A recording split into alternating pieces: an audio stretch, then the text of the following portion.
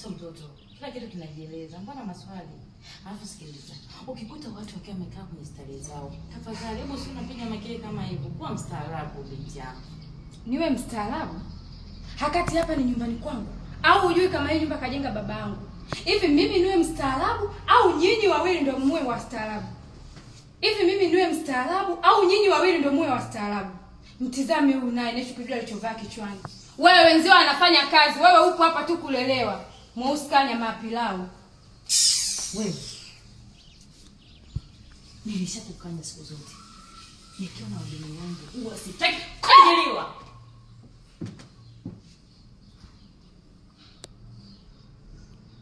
Kuwa na heshima wakati mwingine. Huyo uchafu unayemtajia hapa hajawahi kuleta hata tofali. Nimejenga nyumba kwa jasho langu mwenyewe, kwa mikono yangu mwenyewe. Alafu nakuja kunitajia bali sababu baba witch. Wewe mama unanipiga kwa sababu ya huyu, si ndio? Mama, unajua hali yangu. Unajua nimekuja hapa kwa sababu gani? Nimekuja kukwambia nini? Lakini leo unasubutu kunipiga kwa sababu ya mtu kama huyu kweli? Okay. Umesema niondoke, si ndio? Na nisirudi tena.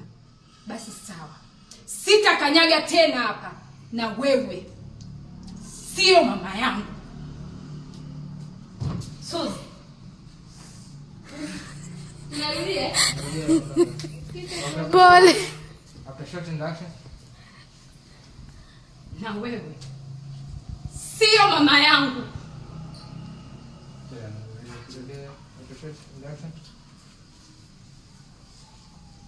Na wewe sio mama yangu. Suzi. Suzi.